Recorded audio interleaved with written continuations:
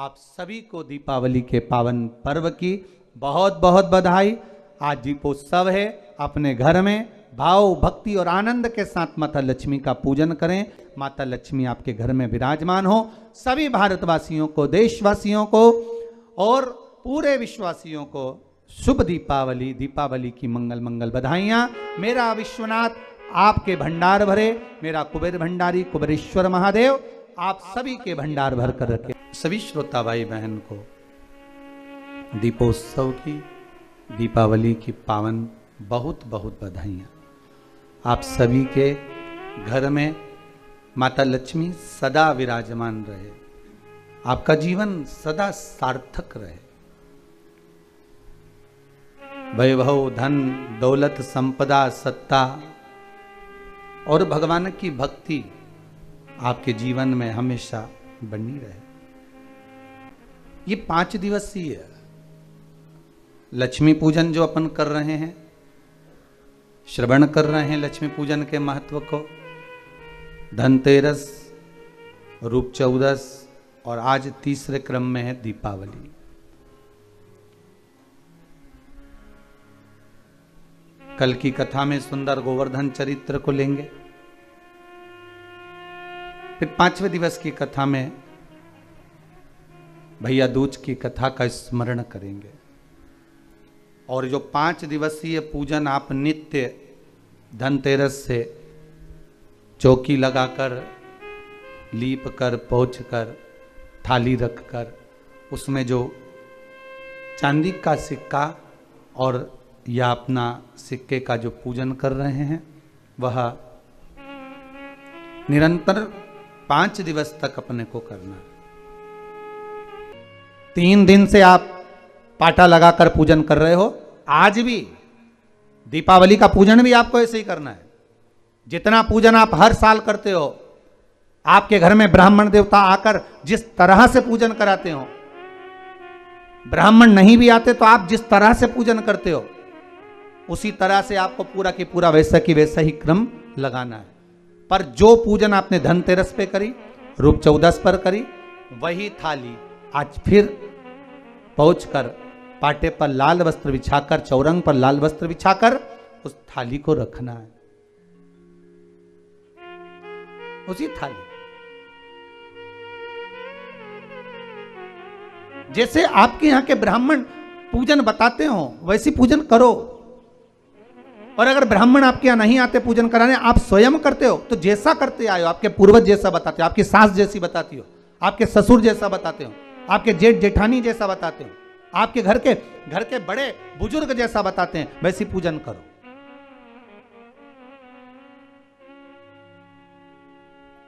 ज्यादा आडंबर करने की जरूरत नहीं। जैसी पूजन आप पहले करते आए हो, आपके सास ससुर ने बताई हो, आपके घर के बुजुर्गों ने बताई, वैसी पैसी पूजन करो।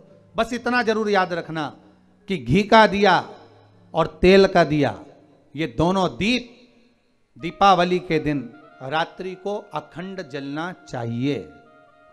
एक रात्रि अखंड जले। घी का दीप जहां लक्ष्मी जी रखी है, आपने जिन कलदार की पूजन करी है, उनके सीधे हाथ पर, और तेल का दीप उल्टे हाथ पर रखा होना चाहिए। लक्ष्मी जी के, आपके नहीं। वही रोली, मौली, चंदन, अबीर, गुलाल, मेहंदी, पीले अक्षत, चावल, सुंदर सुंदर पुष्प, इत्र, सुंदर माला, कमल के फूल, कमल गट्टे 5 या 7, अमरबेल के टुकड़े 7 या 5, हल्दी की गांठ 5 या 7, हरे मूंग, धने में जो खड़ा धना होता है, उस धने के साथ में थोड़ा सा गुड़, गुड़ की बाटी, ये भी एक कटोरी में भरकर रखना चाहिए। क्यों रखा जाता है गुड़ और धने को? क्यों रखा जाता है लक्ष्मी पूजन में? इसलिए रखते हैं क्योंकि हमारे घर में नित्य प्रति जब भी योग लगे, शुभ कार्य, हमारे बच्चों का मंगल विवाह, हमारी बेटियों के, हमारी बहुओं के संतान की वृद्धि, वंश वृद्धि, ये सब होती रहे, मंगल कार्य होते रहे। महाराज सारी पूजन वैसी की वैसे ही करना है। जैसे पूर्व में करी है, सुंदर माता के सम्मुख में मीठे का भोग लगाते हुए जो आपके एक पाना लेकर आए होगे, एक सुंदर कागज पर लक्ष्मी सरस्वती गणेश जी का जो चित्र हो वो पूजन वाली जगह पर रखकर पूजन प्रेम से करें। और साथ में अपने कुल देवता, अपने कुल देवी, अपने पूर्वजों का भी स्मरण करें। घर में जहां पर आपके ठाकुर जी बैठे हैं, आपके लाला विराजमान हैं, विश्वनाथ जी विराजमान हैं, सुंदर भाव से महाकाल बाबा विराजमान हैं, उनका भी स्मरण करें, उनका भी पूजन। सुंदर कलश की स्थापना करते हुए, श्रीफल रखते हुए, जैसा जैसा आप करते आए हो, अगर कलश पहले से नहीं रखते आए मत रखो, रखा है तो रख लो। जैसी पूजन आप पूर्व में करते हैं, आपके सास ससुर ने जैसा बताया, आपके घर के बुजुर्ग ने जैसा बताया, वैसी की वैसी करना है। बस नहीं में एक ही चीज जोड़ सकते हो, जो 3 दिन की पूजन आप करते आ रहे हो सिक्के की, उस सिक्के का पूजन जरूर करना, उसका स्मरण जरूर करें। महाराज घी का दीप, तेल का दीप लगाकर, और भी जो साथ में आप मट्टी के जो दिए रहते हैं, आप जितने लगाते हो 11, 21, 24 जितने भी आप लगाते हैं उतने दिए लगाएं। घी के, तेल के जैसे आप लगाते आए हो वैसा ही क्रम करें। माता का पूजन करें, स्मरण करें, माता को नमन करें। महाराज कितना सुंदर संवाद है। एक साहूकार की बेटी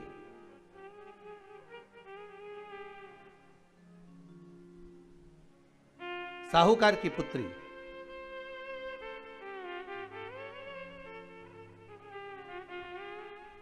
पीपल के वृक्ष के नीचे,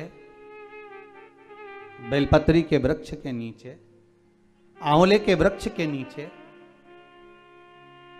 प्रत्येक अमावस्या को दीप लगाने जाती थी। उसका नियम था।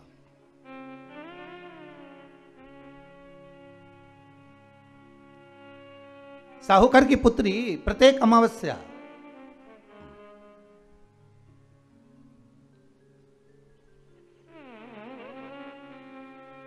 तीन दीप, एक बेलपत्री के नीचे, एक आंवले के नीचे, एक पीपल के नीचे लगाने जाते। महाराज आज नारायण ने कृपा कर दी, और क्या कृपा करी कि आज सरस्वती, पार्वती और लक्ष्मी तीनों इन वृक्षों के नीचे जाकर विराजमान हो गई। पार्वती मैया तो पहले से ही बेलपत्री के नीचे है,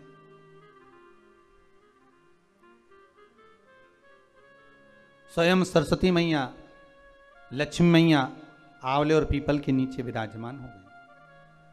अब आज तीनों देवियों में बात हो रही है, आज तीनों देवियों में चर्चा हो रही है कि यदि आज अगर कोई दीप लगाने आया और पहला दीप जिसका लगेगा तो ये पक्का है कि मैं लक्ष्मी उसके घर में प्रवेश करूंगी।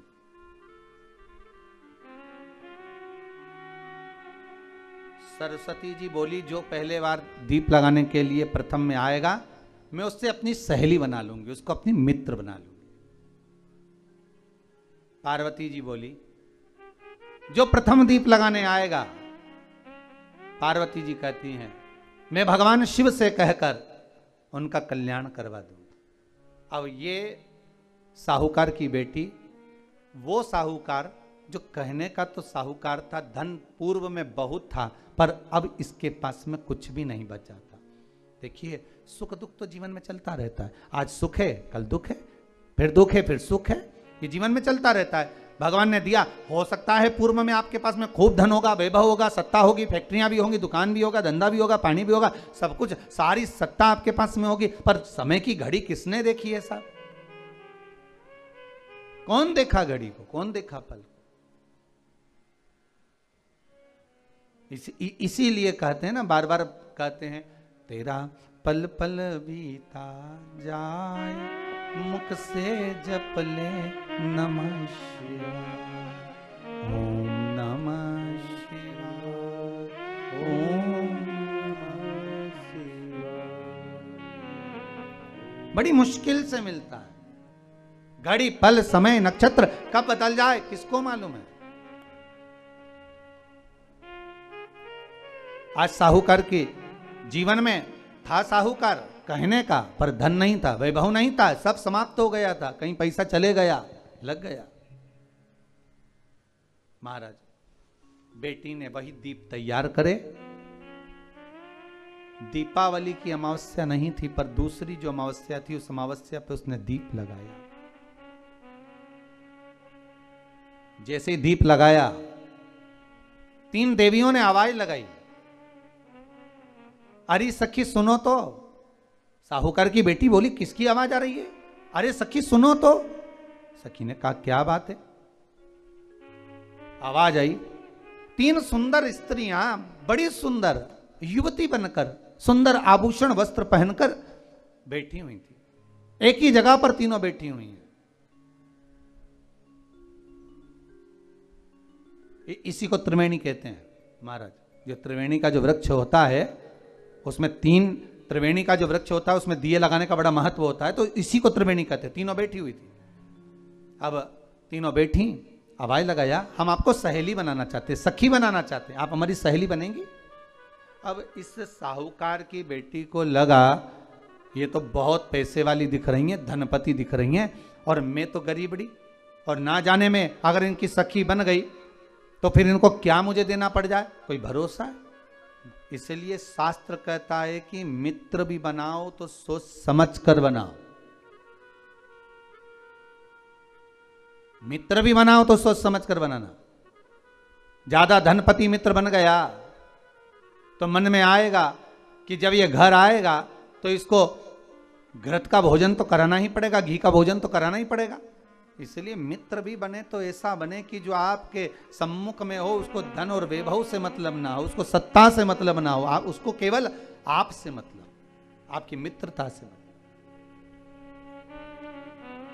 साहूकार की बेटी ने कहा मैं आपको कल बताती हूं, मेरे पिताजी से पूछूंगी मैं आपको मित्र बनाऊं कि ना बनाऊं। ठीक है, चलिए घर पहुंची। पिताजी मुझे 3 सखियां मिली हैं, एक सरस्वती है, एक पार्वती है और एक लक्ष्मी है। अच्छा, पीपल, आंवला और बेलपत्र तीनों वहां विराजमान। अच्छा, क्या कह रही हैं? सखी बनाना चाहती। पिताजी ने कहा बन जाओ सखी, सखी बनने में दिक्कत क्या है, बनो। अब दूसरी अमावस्या पे जब वो गई और जाकर उसने कहा कि मैं आपकी सखी बन सकती हूं, तीनों प्रसन्न हो गई। तो उसमें से एक सखी माता लक्ष्मी ने कहा कि चलो आज तुम हमारे घर चलो, हम तुम्हारा सम्मान करना चाहते हैं। सखी को माता लक्ष्मी अपने घर ले गई। साहूकार की बेटी को जब घर लेकर गई, सुंदर सोने की चौकी, सोने की थाली और सोने के गिलास, पकवान एक से बढ़कर एक माता लक्ष्मी ने जब साहूकार की बेटी के सामने परोसे, इधर माता सरस्वती इधर माता पार्वती नजदीक में बैठ गईं और साहूकार की बेटी पकवान को पाने लगी।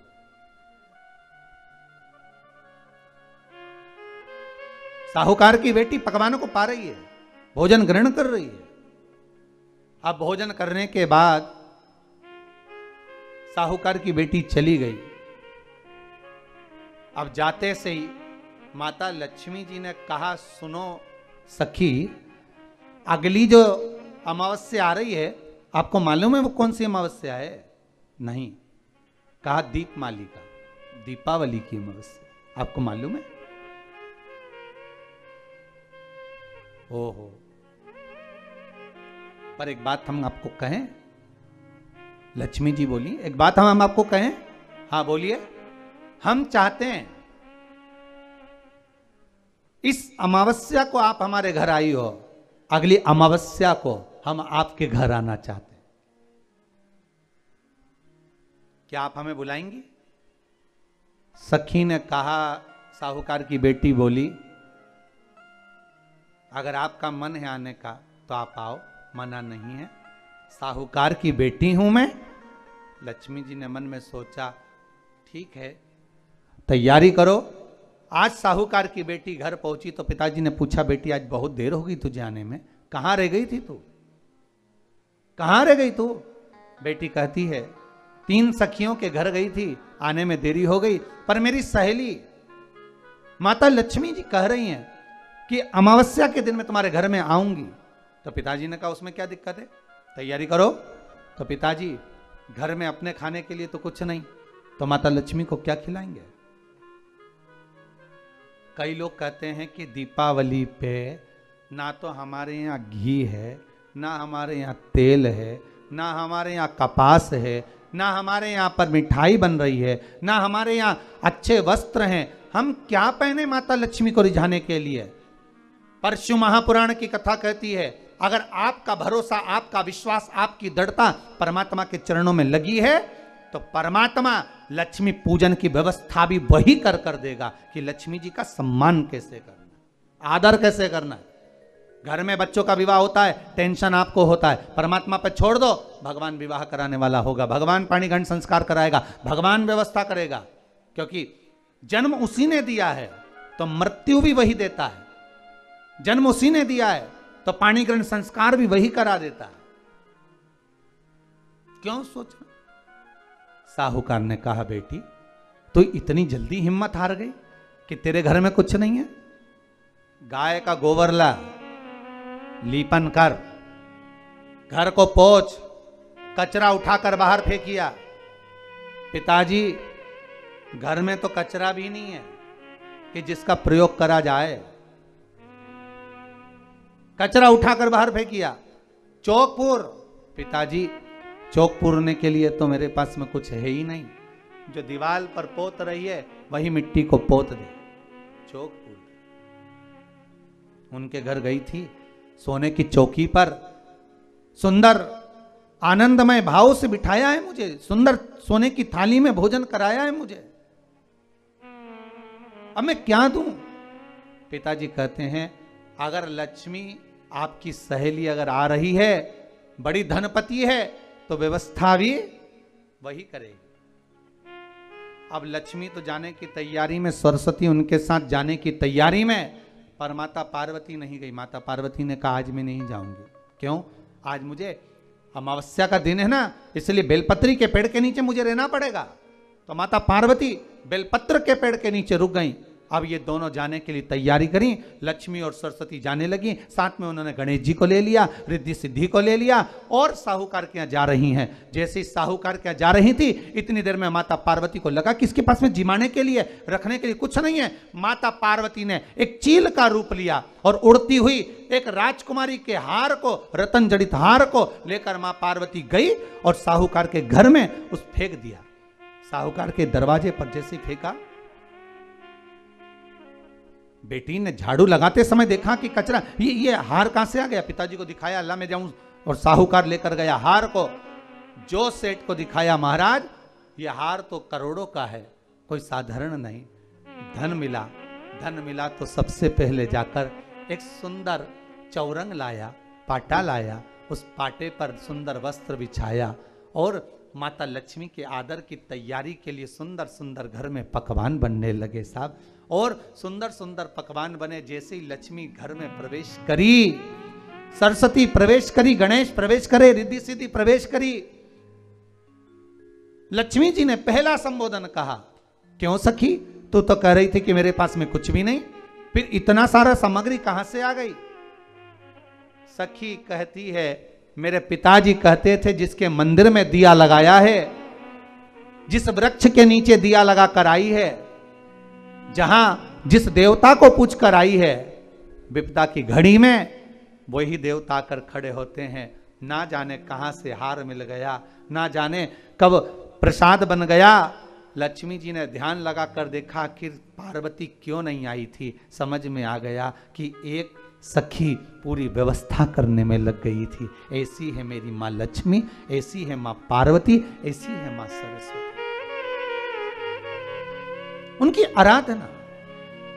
और एक निवेदन आप सबसे है, लक्ष्मी मैया का अगर आज आप पूजन कर रहे हो भगवान शंकर की कृपा से, क्योंकि मेरे भगवान विष्णु को भी अगर लक्ष्मी किसी ने दी थी तो किन ने दी है? मेरे नारायण को अगर लक्ष्मी किसी ने दी है तो मेरे भगवान शिव ने प्रदान करी। किसने दी है? भगवान शिव। नहीं तो माता लक्ष्मी की माता ख्याति देवी तो लक्ष्मी जी को भगवान शंकर को दे रही थी, भगवान शिव को, पर मना कर दिया बाबा ने। बाबा बोले नहीं ख्याति माता, आप अपनी बेटी, अपनी पुत्री लक्ष्मी का विवाह अगर करना चाहती हो तो भगवान विष्णु के साथ करिए, नारायण के साथ करिए। तो भगवान नारायण को भी अगर लक्ष्मी प्राप्त हो रही है तो भगवान शिव की कृपा से प्राप्त हो रही है। तो निवेदन आपसे भी है कि भगवान शंकर का स्मरण करना।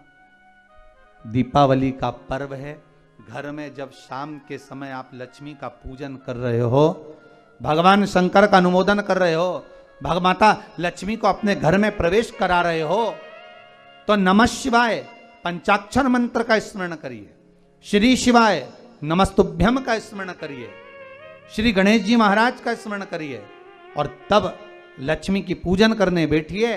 और माता लक्ष्मी का पूजन करते समय आपके मन में यह भाव प्रबल आना चाहिए कि माँ, हमने जो पूर्व में गलती करी, हमने जो पुरानी गलती करी हो सकता है कि हम आपका सम्मान नहीं कर पाए हो सकता है आप हमारे दरवाजे पर आई हो, हम आपका आदर ना कर पाए हो, पर माँ आज क्षमा मांगते हैं, ऐसी कृपा। इसलिए आपको पहले भी शिव पुराण में कहा, पंचाक्षर मंत्र नमः शिवाय बोल लेने से सारे दोष, सारी गलतियां क्षमा हो जाती है, समाप्त हो जाती है, मात्र पंचाक्षर मंत्र। और आप अगर भगवान भूत अधिपति भगवान शंकर का स्मरण कर कर, पंचाक्षर मंत्र का स्मरण कर कर अगर आप पूजन में बैठ रहे हैं, लक्ष्मी पूजन कर रहे हैं, तो ये पक्का है अगर हमसे कुछ त्रुटि हो भी गई तो भगवान भोलेनाथ उसको क्षमा कर देंगे।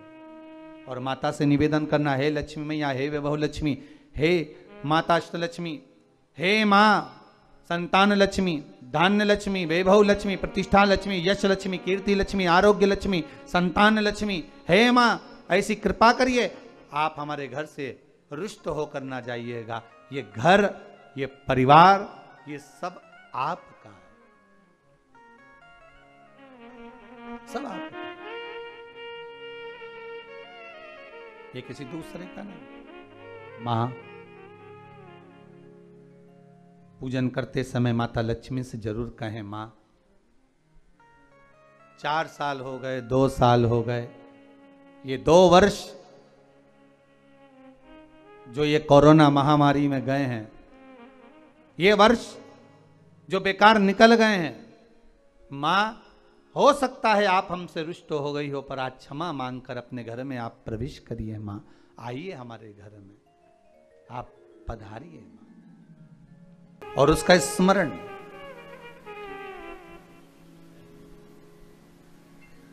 भगवान की अविरल भक्ति को धारण करने का, भगवान की अविरल भक्ति को प्राप्त करने का, लक्ष्मी को प्राप्त करने का जो साधन एक सहज भाव में कहा गया। आपको पहले भी कथा में कहा कि भगवान को निर्मल मन सो मोहि पावा। भगवान को ज्यादा छल प्रिय नहीं है, भगवान को ज्यादा आडंबर प्रिय नहीं है। भगवान को तो निर्मल भक्ति का जो प्रतिबिंब है, निर्मल जो भाव है, वो भगवान को रिझा लेता है। महाराज, संपूर्ण भारत की भूमि पर, संपूर्ण विश्व में, केवल देश में ही नहीं विदेश में भी जो मेरे भारतवासी निवास कर रहे हैं, वो भी आज पावन दीपावली का पर्व मना रहे हैं।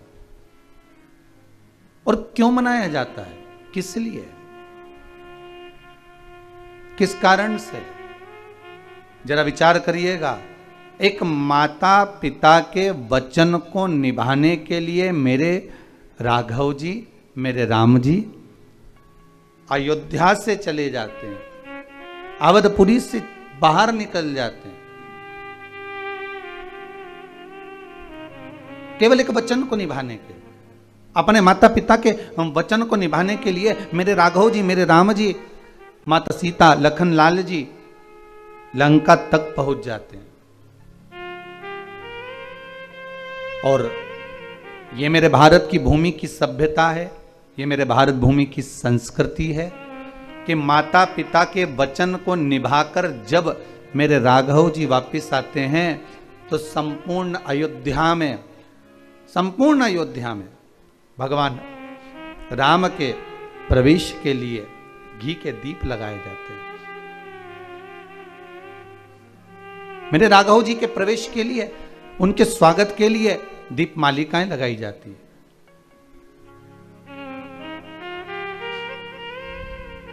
और उन दीप मालिका को मेरे राघव जी के प्रवेश के लिए संपूर्ण, और केवल अवधपुरी में नहीं, संपूर्ण विश्व में, संपूर्ण भारत की भूमि पर मेरे राघव जी के प्रवेश के लिए उनको अवधपुरी में आने के उत्साह में, उमंगता में, प्रसन्नता में घी के दीप, घृत के दीप लगाए जाते। राघव जी का महाराज पूरे संपूर्ण भूमंडल पर, और एक बात हमेशा याद रखिएगा अपने जीवन में, भगवान की सेवा में, भगवान की पूजन में, भगवान की भक्ति में हल्की वस्तुओं का प्रयोग नहीं करना। जरा विचार करिएगा, हम अगर किसी से बातें करते हैं, हम किसी से बात कर रहे होते हैं, हम किसी से मिल रहे होते हैं, अपनी वाणी में हम हल्का शब्द का प्रयोग करते हैं या हल्के शब्दों का प्रयोग करते हैं, तो सामने वाले पर फर्क क्या पड़ता है कि बताओ किसमें का व्यक्ति है, इतने हल्के शब्दों का प्रयोग कर रहा है, कितने गंदे शब्दों का प्रयोग कर रहा है, कितने विचित्र शब्दों का प्रयोग कर रहा है। तो तुरंत हमारी शान वहां घट जाती है कि हमारे शब्दों का संबोधन भी हम नहीं कर पाते, हमारे शब्दों का संबोधन भी हम नहीं कर पाते। अब जरा विचार करिए कि मात्र शब्द हल्के हो गए, तुम्हारा बोलने की भाषा हल्की हो गई, तो तुम्हारा सम्मान घट गया। अब इस हल्के संबोधन से, हल्के शब्दों से जब तुम्हारा सम्मान घट सकता है, तो जरा विचार करिएगा कि आप अगर परमात्मा की सेवा कर रहे हैं, आप भगवान की भक्ति को धारण कर रहे हैं, आप भगवान के भजन में अगर लगे हुए हैं, भगवान की चित्तवृत्ति में लगे हुए हैं और भगवान की सेवा में आप कोई हल्की वस्तु भगवान को समर्पित कर रहे हैं, तो उसका कोई सुख नहीं है महाराज, उसका कोई आनंद नहीं है। पहले भी कथा में कहा, आपने शिव महापुराण में श्रवण करा, जितने श्रोता भाई बहन आस्था चैनल पर कथा सुन रहे हैं इन्हें ध्यान दिया होगा, जितने फेसबुक यूट्यूब पर श्रवण कर रहे हैं, आज दीपावली के पावन अवसर की कथा जो आप सुन रहे हैं, आपको पहले भी कथा में कहा कि भगवान को एक चावल का दाना दो पर पूर्ण दो, भगवान को थोड़ा दो पर श्रेष्ठ दो। भगवान कभी नहीं कहता कि आप बहुता में दीजिए,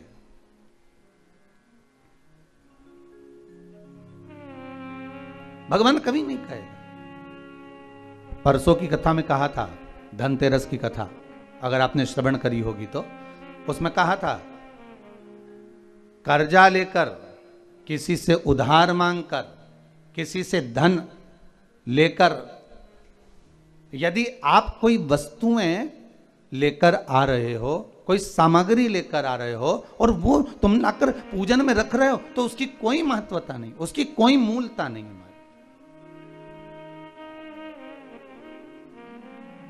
यहां तो सीधा सीधा कहा गया है, मन चंगा तो कठोते में गंगा। यहां तो सीधा कहा गया कि अगर आपका विश्वास प्रबल है, आपकी भक्ति प्रबल है, आपका मन प्रबल है, तो भगवान वस्तुओं से नहीं रिश्ता, भगवान तो केवल निर्मल मन देखता है, भाव देखता है, शुद्धता देखता है, आपके हृदय का आनंद देखता है।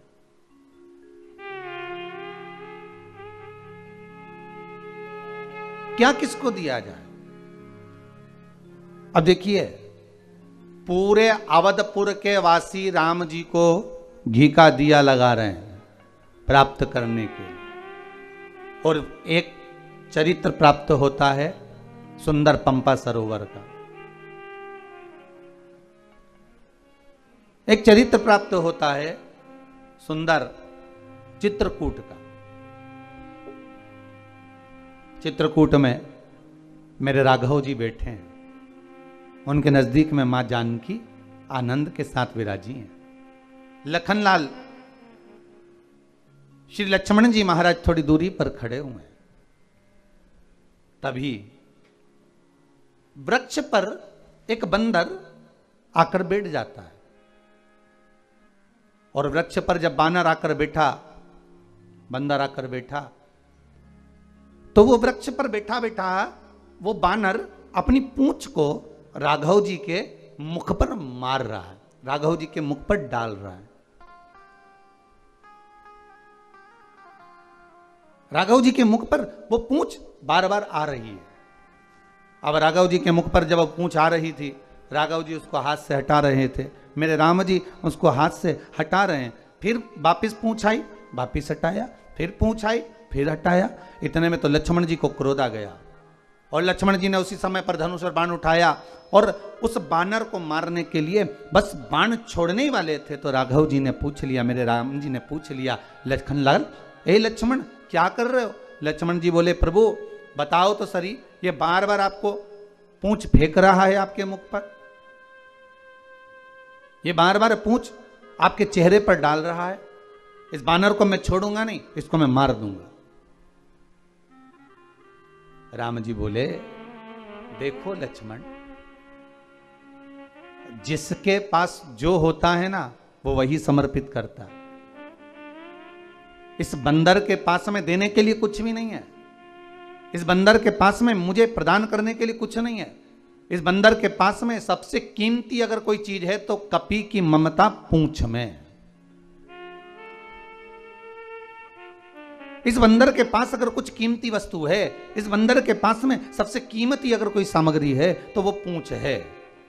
इसलिए लंकाधिपति रावण ने भी आग काय में लगवाई थी? पूंछ में आग लगवाई थी, क्योंकि बंदर की जो ममता है, कपि की ममता पूंछ में, तो कपि की जो ममता है, बानर की जो ममता है वो पूंछ में होती है। इसलिए ये अपनी पूरी ममता, अपना पूरा सुख, अपनी पूरी ममता मुझे पूंछ के माध्यम से समर्पित कर रहा है। अवधपुर वासी राम जी के आने पर घी के दिए जलाते हैं, और श्री हनुमान जी महाराज का चरित्र कह रहा है कि मैं राघव जी को क्या प्रदान करूं, मैं राम जी को क्या करूं? अयोध्या में जब रहे हैं, अवधपुरी में जब राम आ रहे हैं, सारे अवधपुरी वासियों ने तो घी के दिए लगा दिए। तब हनुमान जी के मन में आया कि आज मेरे राघव जी अवधपुरी में प्रवेश करेंगे, आज मेरे राम अयोध्या में आएंगे, और सब दूर घी के दिए जलाए गए। भरत जी लाल सब दूर कहलवा दिए कि जब मेरे राम 14 वर्ष का वनवास करने के बाद जब वापिस आए तो संपूर्ण अवधपुरी में घी के दिए जलाए जाएं। पर हनुमान जी के मन में आया कि मैं घी कहां से लाऊं और दिया कहां से लगाऊं। हनुमान जी के मन में आया कि मैं दीप कहां से लाऊंगा, मैं दिए कहां लगाऊंगा, मैं बाती कहां से लाऊंगा, मैं घृत कहां से लाऊंगा, और कैसे राम जी के आगमन के लिए अवधपुरी में दिए जल रहे जाएं, मैं क्या करूं। और मेरे राम जी हनुमान जी के मन के भाव को जान गए, क्योंकि राम राम है।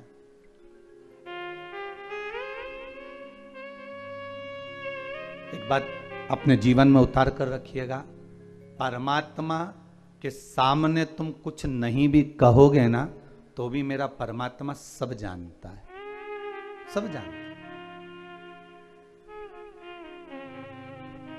छोटा सा बच्चा रोता है, बिलखता है, क्या बच्चा कहता है कि मुझे भूख लगी है? छोटा सा बच्चा रोता है तो क्या बच्चा कहता है कि मेरे पेट में दर्द हो रहा है? छोटा सा बच्चा जब बिलखता है, रोता है, तो किसको मालूम किसका पेट दुख रहा है, किस सिर दुख रहा है, किसके नयन में कुछ हो गया, किसकी श्रवण शक्ति में कुछ हो गया, कि बच्चे को भूख लगी कि प्यास लगी। छोटा सा बच्चा बस रोया और माँ समझ जाती है कि इसका पेट दुख रहा है, कि इसको भूख लग रही है, कि भोजन करना चाहता है, कि क्या दूध पीना चाहता है, कि इसके नेत्रों में, कि इसकी श्रवण शक्ति में कहीं तकलीफ हो रही है।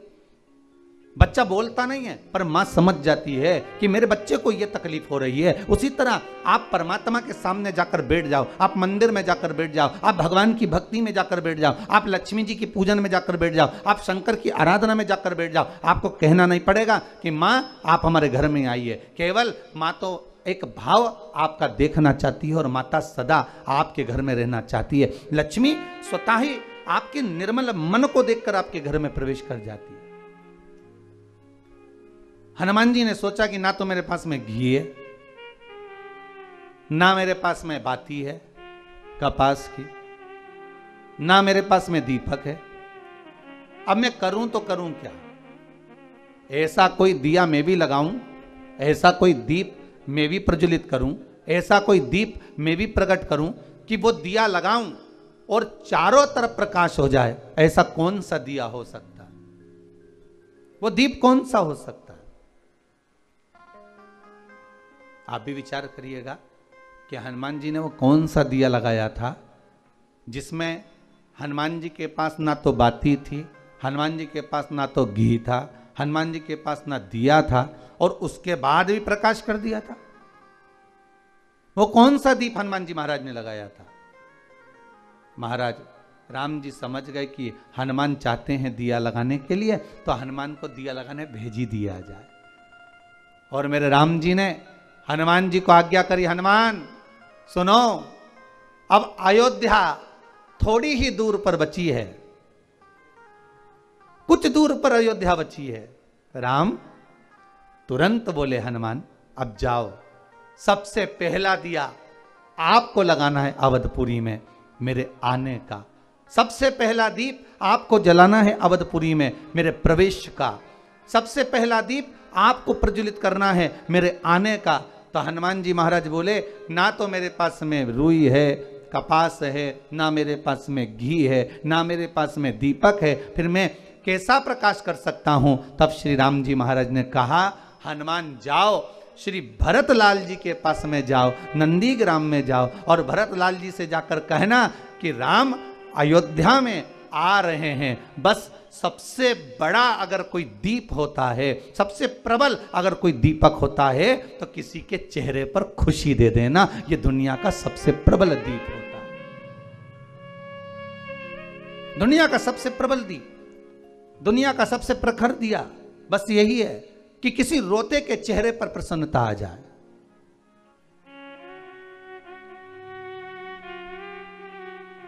किसी रोते के चेहरे पर प्रसन्नता आ जाना, ये सबसे बड़ी खुशी का दीप है महाराज। हनुमान जी महाराज पहुंचे श्री भरतलाल जी के पास में। श्री भरतलाल जी तो भगवान के चरणों का स्मरण कर कर आज विचार कर कर बैठे थे कि 14 वर्ष पूर्ण हो गए, मेरे भैया नहीं आए, अब मैं प्राणों को त्याग दूंगा। अब मरने वाले व्यक्ति के पास में मेरे राघव जी ने हनुमान जी को भेजा है। जरा विचार करिएगा, आपके जीवन में अगर दुख हो, तकलीफ हो, कष्ट हो, और मेरे शंकर ऐसी करुणा कर दें, मेरा कैलाशी, मेरा अविनाशी, मेरा शिव ऐसी कृपा कर दे, और किसी कोई ऐसा व्यक्ति जो मरने जा रहा है, सुसाइड करने जा रहा है, जो व्यक्ति ऐसा जो जीवन से हार चुका है, ऐसे व्यक्ति के पास में अगर मेरे राघव जी, मेरे हनुमान जी को भेज रहे हैं, मेरे शंकर अगर किसी को भेज रहे हैं, तो समझ लेना कि वो खुशी का दीप जलाने के लिए आया है, प्रसन्नता का दीप जला। महाराज हनुमान जी ने ना तो कपास था महाराज, ना तो कपास, ना घी था और ना दीप था, फिर भी हनुमान जी ने एक दिया जला ही दिया। वो दिया कौन सा था? खुशी का दिया। काय का दीप है वो? प्रसन्नता का, वो खुशी का दीप है। जो श्री हनुमान जी महाराज, भरत जी महाराज जो जा रहे थे प्राणों को त्यागने के लिए, अभी तक मेरे राघव जी नहीं आए, अभी तक मेरे राम जी नहीं आए।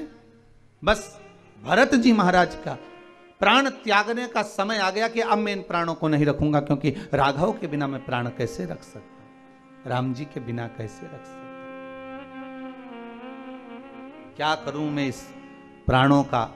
और भरत जी महाराज आज अपनी कुटिया से बाहर निकलकर प्राणों को त्यागने के लिए जब जाने लगे, इतनी देर में श्री हनुमान जी महाराज वहीं पर प्रकट हो गए और प्रकट होते से कहा, कहाँ जा रहे हो प्रभु? कहा, मेरे प्रभु का इंतजार कर कर कर थक गया, अब मैं अपने प्राणों को त्यागना चाहता हूं। हनुमान जी महाराज ने ना कपास था, ना घी था, ना दिया था, पर भरत जी के चेहरे पर जो रो रहे थे, प्राण त्यागने जा रहे थे, श्री हनुमान जी महाराज ने उनको प्रसन्नता का दीप दे दिया कि मेरे राम जी माता जानकी को लेकर, लखन लाल को लेकर लंका को जीत कर मेरे राघव जी आ रहे हैं। बस ये प्रसन्नता का दीप भरत लाल जी को लगा और ऐसा दिया भरत जी के हृदय में जला कि भरत जी महाराज ने पूरी अवधपुरी में घी के दीप लगवा दिए। पूरी अवधपुरी में सबसे पहला दिया दीपावली का अगर किसी ने लगाया था तो श्री हनुमान जी महाराज ने लगाया था, वो प्रसन्नता का दिया। काय का दीप है वो? प्रसन्नता का। श्री हनुमान जी महाराज अगर पहला दीप लगाना है दीपावली का, अगर कोई आपसे पूछे कि दीपावली का सबसे पहला दिया किसने जलाया था, दीपावली का सबसे पहला दीप कौन प्रकट करा था, तो आप कह सकते हो हनुमान जी महाराज ने दीप जलाया था दीपावली का सबसे पहला, और वो प्रसन्नता का दीप था। उसमें ना कपास थी, ना घी था, उसमें ना बाती थी और ना कोई दिया था। उनके पास में तो केवल एक शब्द के एक अनमोल घृत था, शब्दों का एक कपास था, शब्दों का एक दिया था, जो केवल एक रोने वाले के पास में जाकर कह दिया कि तुझे ये प्रसन्नता मिल रही है, राम जी आ रहे हैं। उसी तरह परमात्मा है, उसी तरह मेरा शिव है, उसी तरह मेरा भगवान नारायण है, उसी तरह माता लक्ष्मी है।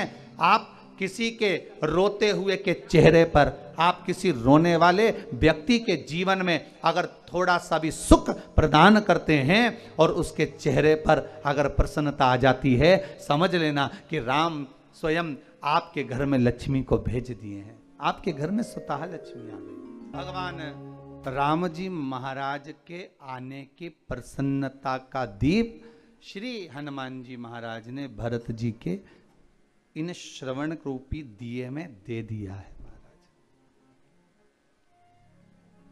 आपसे भी निवेदन है, महाराज आप दिया लगाएं ना लगाएं ये आपके ऊपर है, पर किसी रोते हुए के जीवन में प्रसन्नता का दीप एक बार जरूर लगाएं। सबसे बड़ी फुलझड़ी, सबसे बड़ी आतिशबाजी, सबसे बड़ा दीप अगर कुछ है तो किसी रोते हुए के चेहरे पर प्रसन्नता ला देना। महाराज किसी रोते हुए के चेहरे पर प्रसन्नता प्रदान कर देना। देखिए आज दीपावली का महापर्व है।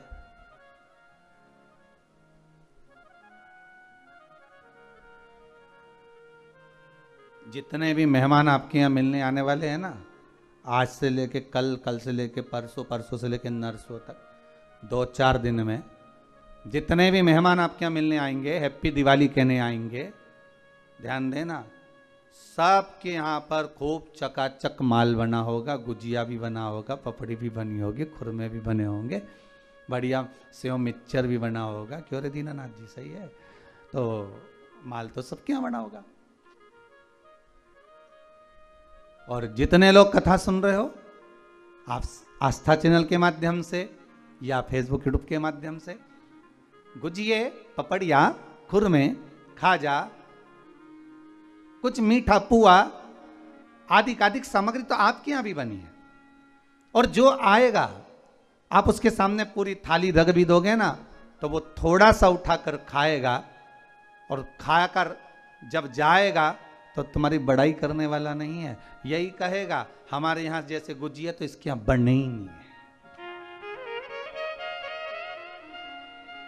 जो खाकर जाएगा ना तो ये जरूर कहेगा कि हमारे यहाँ जैसा नहीं बना, हमारे यहाँ जो चकली बनी थी, हमारे यहाँ जो मठरी बनी थी, हमारे यहाँ जो चक्की बनी थी, हमारे यहाँ जो मोहन थाल बना था, हमारे यहाँ जो लड्डू बना था, उसके जैसा तो बना ही नहीं है। हो कितना ही खिलाओ फिर भी वो यश नहीं गाएगा। पर शिव महापुराण में बारंबार एक बात आई है कि मेरे भगवान शंकर के विवाह में शिव जी ने किसी को नहीं बुलाया था, वो तो भगवान नारायण सबको लेकर आ गए थे। पर शंकर जी ने अगर किसी को बुलाया था तो उनको बुलाया था जिनको किसी ने नहीं बुलाया था। भूत, प्रेत, डाकनी, पिशाचनी आदि कादिक जो जिनको कोई नहीं बुलाता उनको श्री शिव जी ने बुलाया।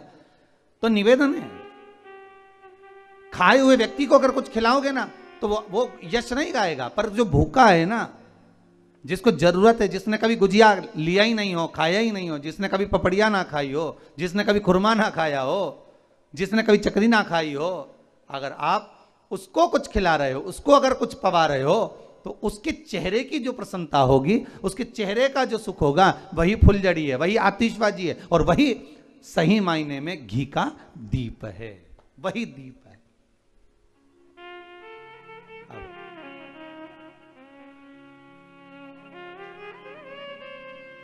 जो भजन अभी गाया था ना, उसमें एक लाइन बड़ी सुंदर है, लगे कुटिया भी गुल। जो कुटिया है वो भी दुल्हन की तरह, अर्थात प्रसन्नता का जो दीप होता है ना, खुशी का जो दिया होता है, तो कुटिया में भी लोग आनंद कर जाते हैं। देखिएगा, जितने बड़े बड़े बंगले बने हुए हैं, जितने बड़े बड़े घर बने हुए हैं, जितने बड़े बड़े मकान बने हुए हैं, इनमें पुताई हो गई एक बार, अब 8 साल 10 साल अटल हो गया, फिर तो पानी फेर दो, पोंछ दो, चल जाएगा। पर एक जो झोपड़ा होता है ना, जो घर छोटे छोटे कच्चे कच्चे, जितने लोग गांव में आदिक छोटे शहरों में जो मकान बनाए हैं, तो उनका भाव देखिएगा, वो रंगोली भी डालेंगे, वो लीपेंगे भी, पोतेंगे भी, पुछाई भी करेंगे, 15 दिन पहले से सफाई का क्रम चालू हो जाता है, उनका आनंद सुख प्रारंभ हो जाता है, आनंद सुख वो चालू, वो प्रारंभ, भाव भगवान को बुलाने का होना चाहिए। आज भगवान की पावन आनंदमय रसमय कथा का रसास्वादन करने का सौभाग्य प्राप्त हुआ है। आस्था चैनल के सभी श्रोता भाई बहन फेसबुक यूट्यूब पर कथा श्रवण कर रहे और लक्ष्मी पूजन के महत्व को जान रहे, कल फिर पुनः यही समय पर आनंद लेते हुए इसी पूजन के क्रम को आगे बढ़ाते हुए हर हर महादेव।